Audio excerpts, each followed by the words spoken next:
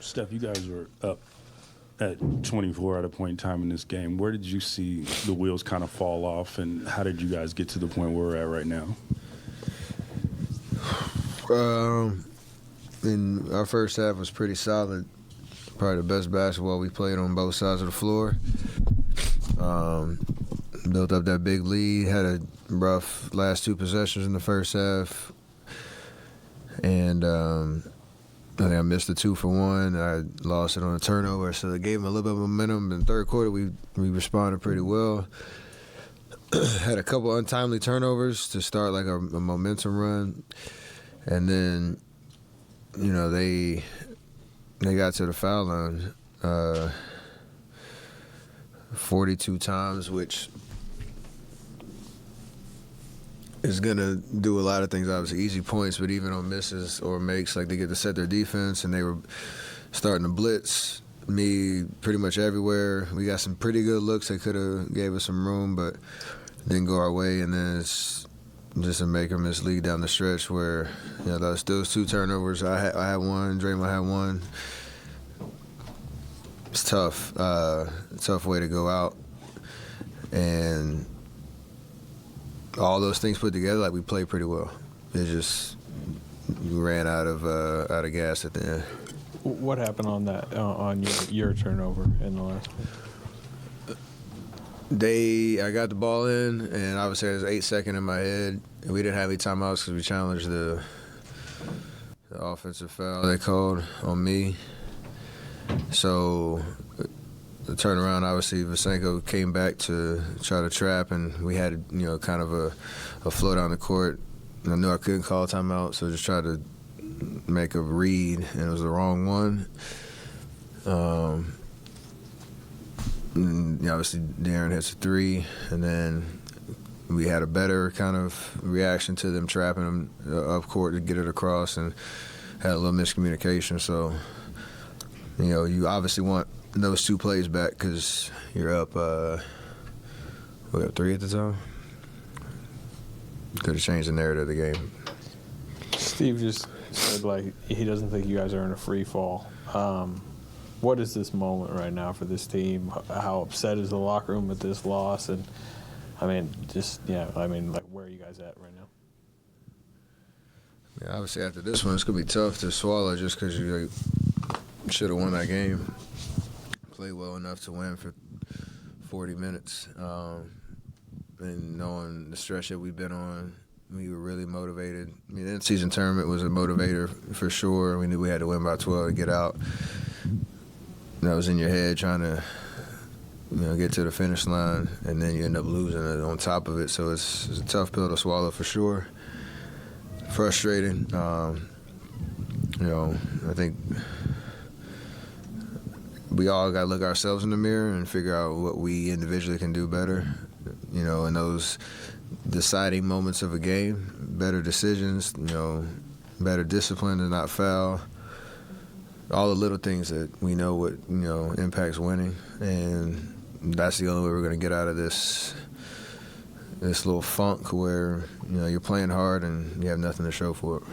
What was your take on the offensive foul and the review and explanation? I guess they said you kicked your leg out, but what did you think? That was I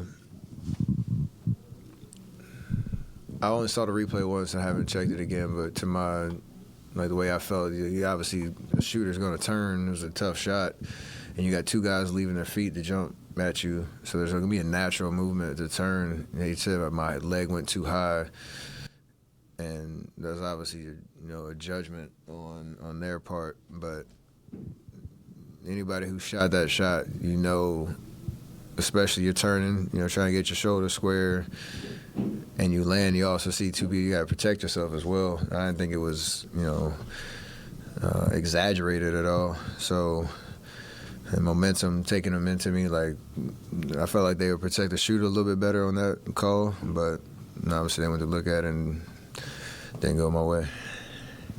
Steph, obviously you have high expectations going into any season, and you guys are in the position that you're in right now. What are the things you need to see in the next weeks, months, or whatever to give you the level of optimism that you guys can compete in the way that this group can compete in the way that you want them to? What we did in the first half tonight, just keep doing it and finish the job. I think, there's been a lot of talk about how individuals on our team have played. Clay played amazing tonight. Wiggs was unreal tonight. It was great having Draymond back. Mo hit some big shots for us, in that fourth quarter. So we want to give ourselves a chance to. I know CP got hurt, GP got hurt, so it's kind of like a revolving door of the rotations in the team that you want to kind of see for a stretch to see where we are. Because every NBA team goes through it in some way, shape, or form where injuries and availability become a problem. But 18 games in, whatever it is, we haven't had a stretch where we've had the full combination, because we're a team that obviously every piece matters with the way that we're built. So it's frustrating, but we have to keep bringing effort. That's not a loss of confidence at all. Just have to bring our effort every night, and then hopefully we'll have something to show for it. You were kind of pulling Draymond away a little bit of the referee and during that technical and foul sequence. Obviously, he's talked about needing to, stay on the court for you guys. I guess where is your what did you see in that sequence, and why did you feel the need to kind of? I ain't gonna lie. If that was anybody else, that's the one. He's passionate, and there's conversations, and he's shown in past that when he gets fiery, you kind of know where the limit is. The carry sign and all that, I was doing the same thing right behind him, and they gave him the tech just because, that's kind of what you expect him to do in that kind of situation. And I told him, just refocus at that point and let's just hoop. But that was a dumb tech for sure. Just we all do that. Like, did you see the carry? Did you see the carry type thing? So for him, be fiery, be competitive, be who you are, but we all need to be mindful of not getting distracted and just try to play basketball. Steph, after the game in Phoenix last week, you made the point of saying it's not even the first quarter of the season, right? I think you're 18 games in now.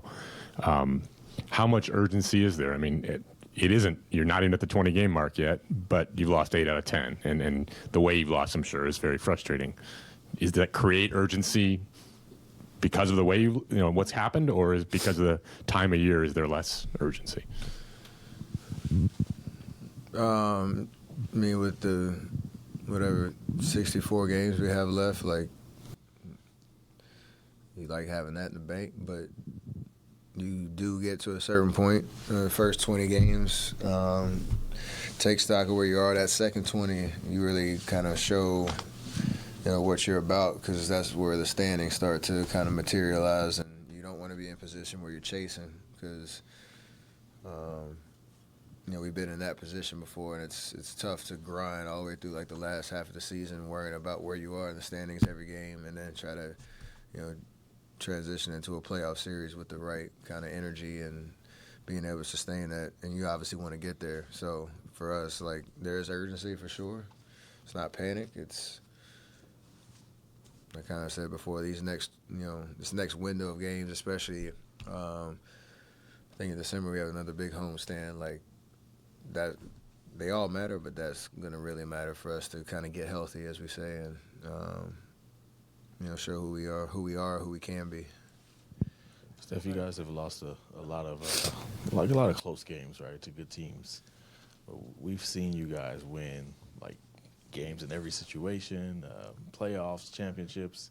How would you explain to maybe the lay fan who was like, yo, how can these same guys who win championships turn the ball over and not make the plays down the stretch after doing it so many times? What's different in these situations as opposed to last time you were here in April when you made all the plays? That's how basketball is, especially in this league with so much talent on every given night. It's it's already difficult to win games, and then when things start spiraling, especially on the road,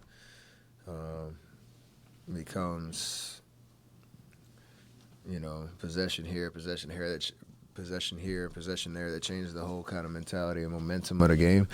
So that's why first question I identified like the 2 turnovers I had at the end of the first half, or 2 bad possessions we had at the end of the first half, and then there was those 2 last 3 possessions where you just give them a little bit of life. Like the whole narrative of the game changes if you get those 2 possessions back, because you probably win by 3. You don't make it to the end-of-season tournament, but you still win a road game against a good team. And those are the ones that make you lose a little bit of sleep because we expect, better of ourselves. And it's tough. So nobody's shying away from the accountability on that. Just try to keep getting better. All right, last one. Yeah, Moody scores 11 in your first 12 in the fourth, and then he gets subbed out of the game. You guys do go to your veteran closing lineup, and there's obviously difficult rotation decisions on this team. I mean, would you like to see Moses out there when he's out like that though? Stay out there. Yeah, I think they're all tough decisions because we have a lot of options, a lot of different lineup combinations, and it is tough for a guy like him to come in with that type of confidence, knock down big shots, have that presence, and then we close with that lineup that has won plenty of games, so it's credit to him for staying ready, being ready, and doing what he's asked to do, taking advantage of his minutes, keeping us in the game. That's going to help for when the rotation materializes of what's our best kind of go-to rotations that'll help us win more consistently. So he's doing his job. He's doing all he can, and I think that's going to pay off for him in the long run.